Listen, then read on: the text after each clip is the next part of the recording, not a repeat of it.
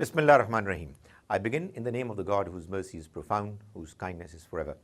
This is our second session for learning Arabic language, and we're gradually moving towards a stage where those who do not know, not familiar with the Arabic alphabets, should first familiarize themselves with those alphabets, and then we shall move on to discussing the basic principles. I remember I mentioned at the beginning of the first session that those who already know what the Arabic alphabets are need not go into the first session.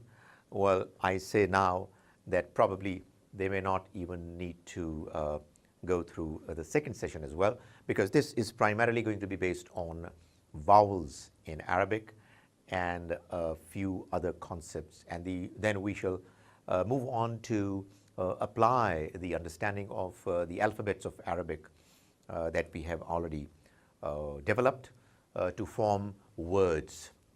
So if you think that you already know it, and most certainly those people who already know Arabic, how to read it, or similar languages like Urdu, Persian, probably they will not need to listen to and follow the second session as well. So now I begin with the mention of vowels.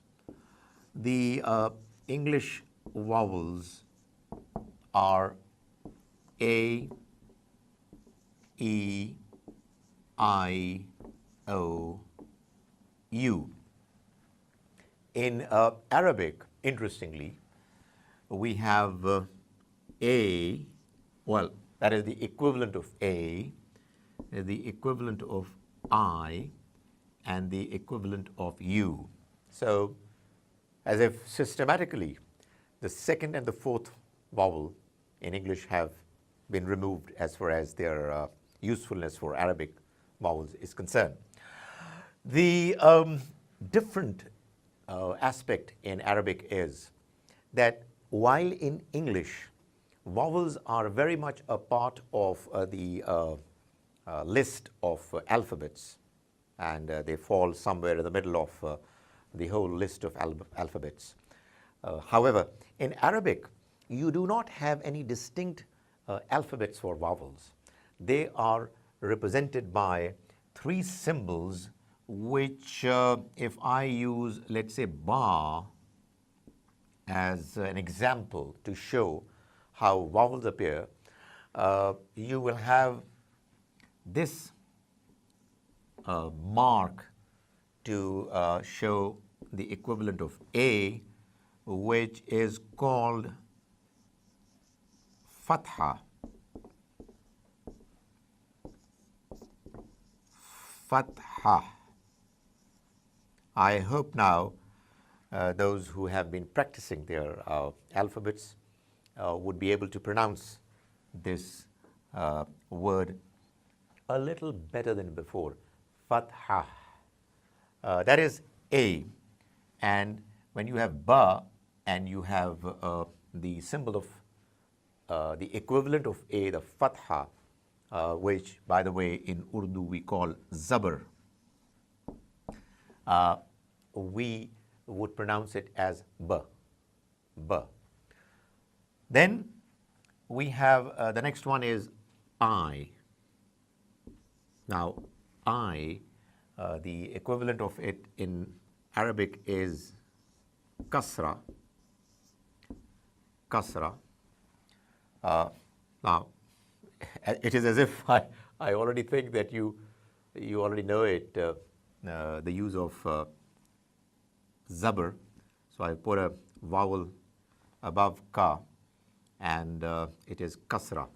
So ba, but I has the symbol which is mentioned exactly the same form, same design as A, as fatha, but it's used underneath the letter. So it's ba, it's B. A third vowel is, well, in Urdu it's Zair.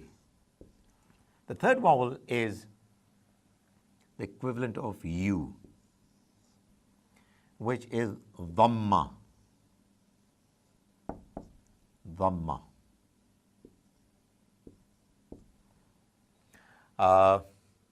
Which if we use with an Arabic letter like ba, it's going to be like this. Yeah, it's somewhat like a comma in English, and it gives you the sound of boo. So, for example, if I was to write ka,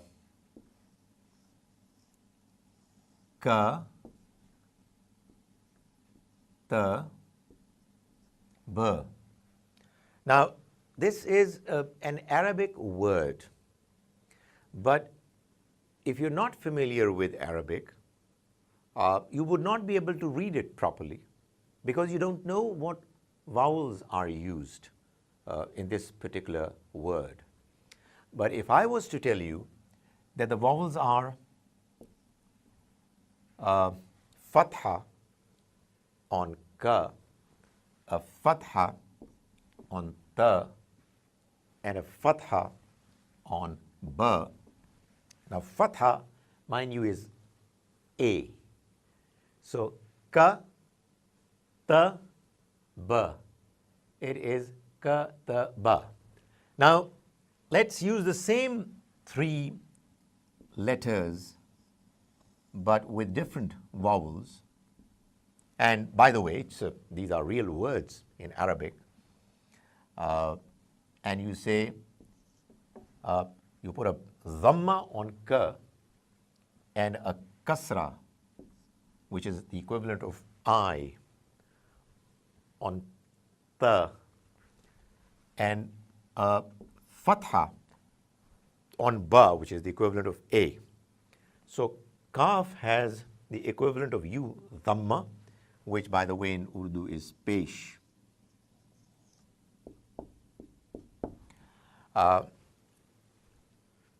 Kasra on ta, fatha on ba.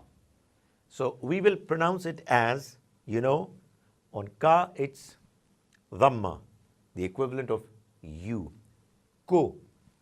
Then ta has kasra zer, the equivalent of I, ti. And ba has fatha, which is the equivalent of a. So ko, ti, ba, kutiba, kutiba. As we know that ordinarily no word can be pronounced without a vowel.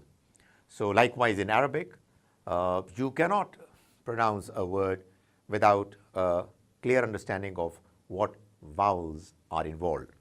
So these are essentially the three vowels. However, there is an interesting equivalence, call it affinity, that there is between three vowels and three Arabic letters, alphabets. Those three vowels and their call them partner letters, alphabets are, if we start with Zamma,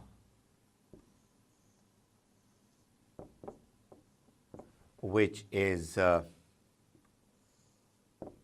this symbol. The equivalent alphabet is Vaw. Now, then we have Fatha. Fatha. This, by the way, could be written like this as well. Fatha. Fatha.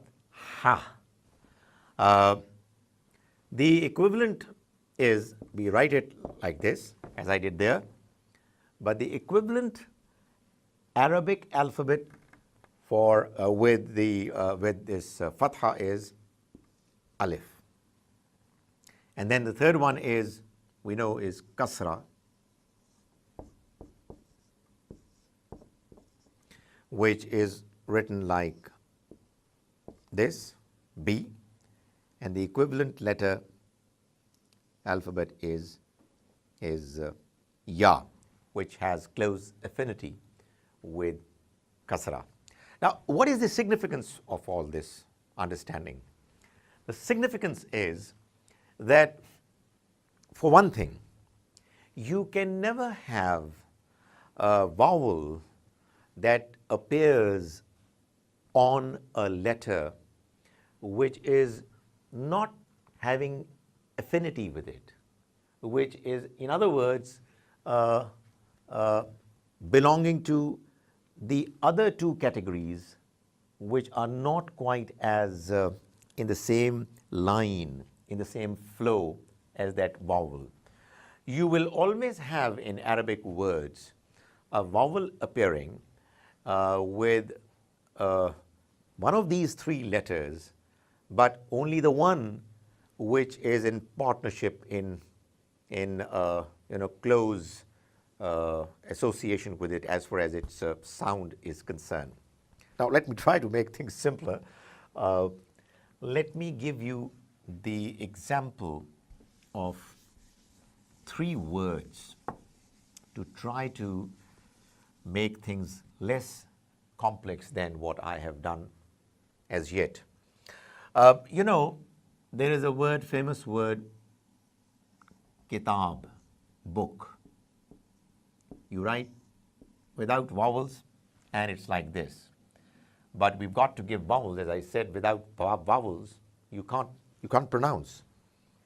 Even if you don't write, you've got to use them for the purpose of clarifying what the sound is going to be. So it's kasra ki, then fatha ta, and then you have something that we're going to talk more about later, two dhammas, kitabun. Now, what I'm trying to clarify is that what you find is that ta has a fatha. It's like ta has an A, followed by alif, which is what is the partner letter of fatha. Now, when you have an alif immediately following fatha, the sound is going to be twice as long as that of simple fatha. In other words, what I'm trying to say is that this word we read was ka-ta-ba. Ka-ta-ba. Just try to imagine, try to see the length of all three, ka-ta-ba. But when it comes to an alif immediately following fatha, the sound becomes twice as long. It's now kitab, not kitab, kitab. It gets prolonged, extended. Now, I hope you understand it. If I now use the other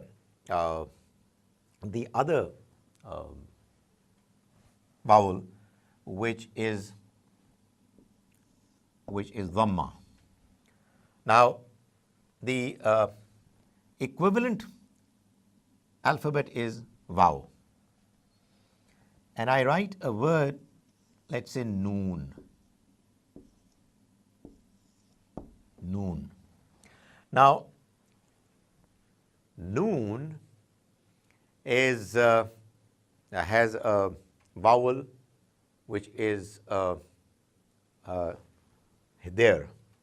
It's the dhamma, and it's equivalent to you.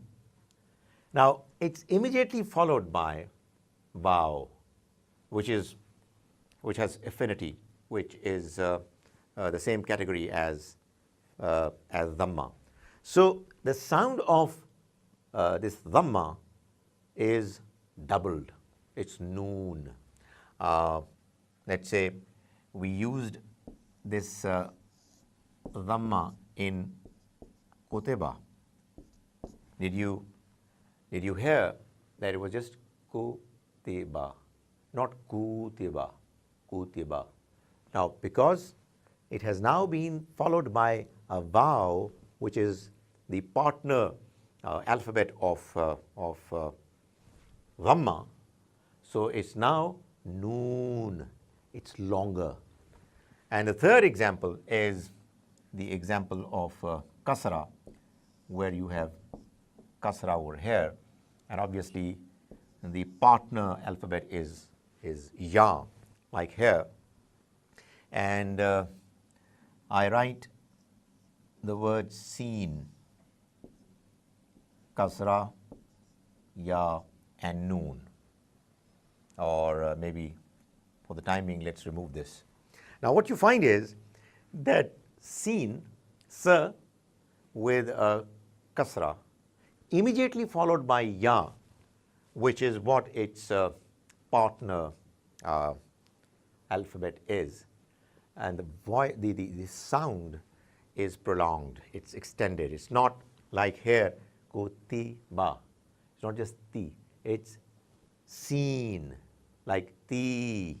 So what I'm trying to say is that all these three vowels, that is dhamma, which is u, fatha, which is a, and kasra, which is I, they have their own sounds. And these sounds get lengthened, extended, when they are immediately followed by the three letters which are their partner letters. Let's call them that way. Dhamma's partner is Vaw, Fatha's partner is Alif, Kasra's partner is Ya. And as I said, they would not appear in a word except in a way that the next letter, if at all, belongs to these three categories, three letters, alphabets in Arabic, Alif, Vaw, or Ya, they will always have consistency. They will always have the same pair coming together, or otherwise there's going to be a disturbance. I hope you know what I mean. Now, let me move on to describe something which is similar but has significance that you ought to know in order for you to be able to read words correctly. When you read a word in Arabic, quite often you come across two expressions. One is what we might write as jazm. In English, it would be jazm. And the other is shad or tashdeed.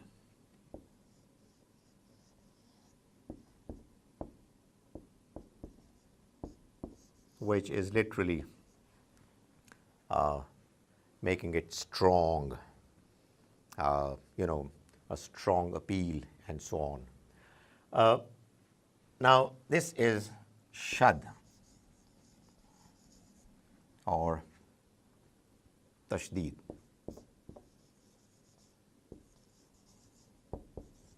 Now, when I write I here, I am using this system, tashdeed. Now, the idea is that when you are using jazm, you are as if coming up with a fourth vowel. In actual fact, it's not a vowel. It's something that stops. It's something that tends to put a break. Imagine instead of kataba, where you were using a sound to make the word flow. Kataba. There's nothing stopping you. Instead of that, if you say, let's say, this word, in actual fact, these are two words, but to put together, minhum. Quite often it's used in the Quran. Minhum. Mim has a kasra, that is the I beneath it, which gives it me. But the next letter, noon, has a jazm, which really just makes the flow broken. It breaks. It just stops. So it's min. You know, it's not mini, mina, minu. It's min, as if it comes to a halt. And then followed by her, which is written like this as well. And it has a dhamma, which is who. And then again, with the next meme, you have a jazm. So jazm tends to stop. It puts a break. That is one aspect. That is jazm, which obviously has a symbol that needs to be remembered. Like all other symbols, this is a symbol of jazm. It's written like this, and obviously some variation of it. The next one is shad, tashdid, very frequently used in Arabic words, and obviously in the Quran as well. So let's have a look. You have this word, mim, ain, lam, mim. Now, if you don't have the vowels clearly mentioned, you can pronounce it differently, variously. Ma'alimu, mu'ilami, and so on. I mean, no matter, there could be a number of different variations that could be worked out for this word. But obviously, it's not your baby. It's not you who are allowed to use letters with whatever kind of vowels that you would want to put forth. You've got to follow the Arabs in the manner they are using their words and the manner they pronounce it. So this particular word is pronounced by the Arabs like this: mu'allim, mu'allim. Now you might say that, what am I doing with ma? Well, okay, let me introduce something more as well, which I'm going to talk about more later, mu'allimun. But I'm not interested in this one at the moment. I'm interested in this symbol, which is tashdid, shad, which is essentially doing two things: bringing mu'al to a halt for a while and then pushing it to the next letter. So it's a double action symbol, tashdid. So had it been shad, it would have been mu'al. That's it, nothing else, mu'al. But it's not shad. It's shad, but followed by a push. Mu'allim, mu'allim.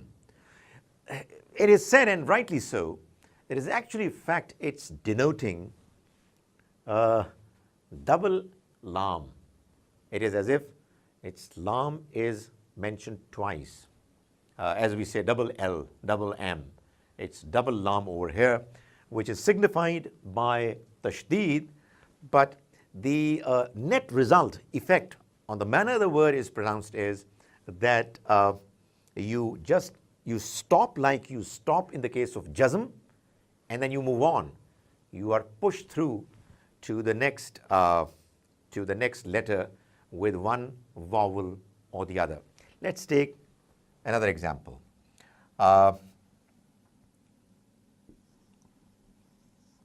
This word can have various different pronunciations. In its simple form, it is qatala. He killed.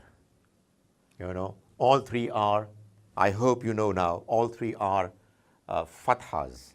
These are vowels which are the equivalent of a, qatala.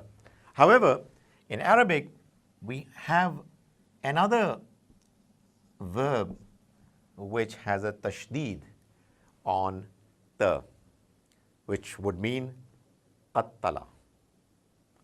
Qattala. So there is a stop like jazm and then push forward ta, qattala.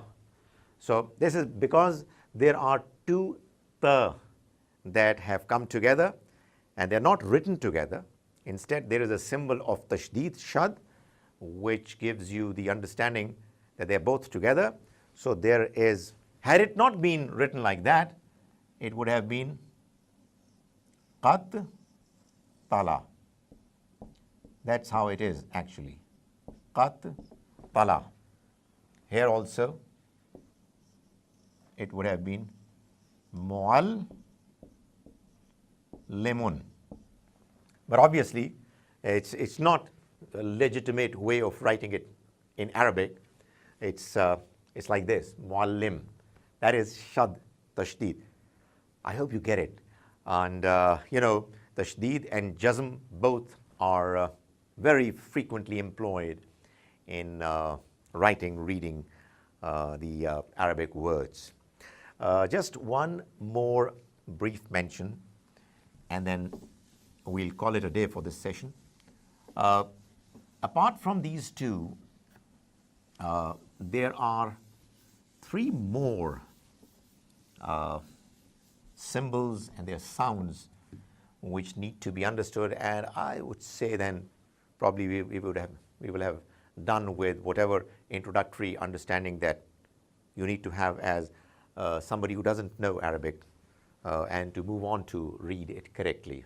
Obviously, I'm trying to be overambitious and trying to expect more from you, but I hope that you keep repeating it, repeating what I'm saying and practicing it, and you'll be able to know that it hopefully is getting registered.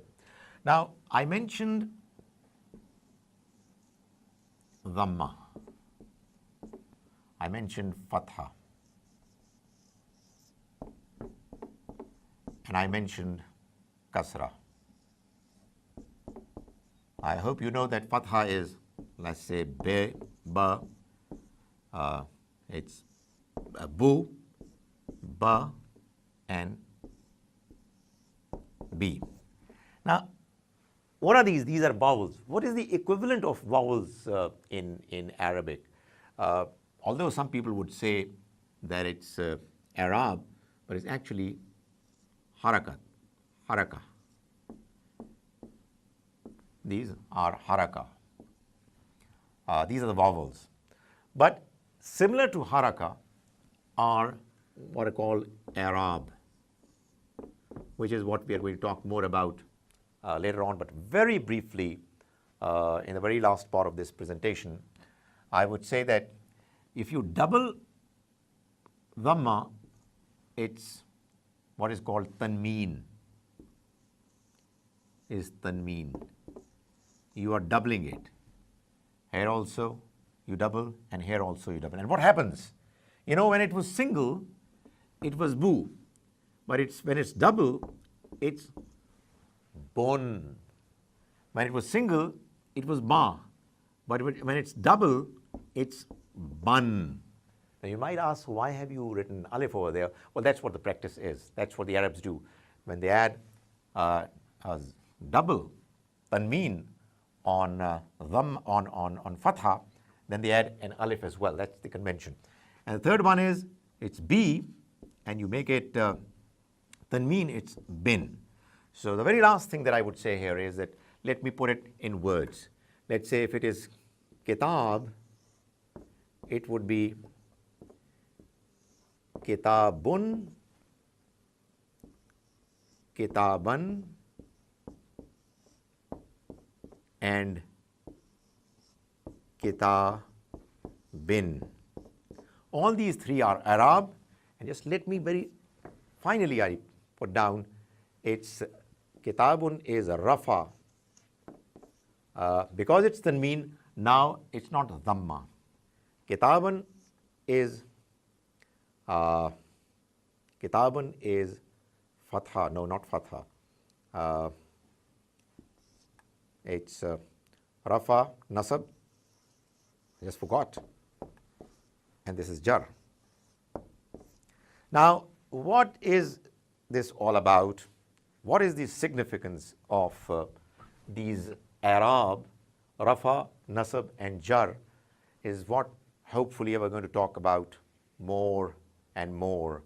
The more we proceed towards the next steps in understanding Arabic language. I hope that you have been able to come up with some kind of understanding of the manner that we read Arabic letters and make them into words, but hopefully more of it in the next session. May the Almighty enable us to understand His book in the right manner and also be able to read it in the best possible way that we can manage to.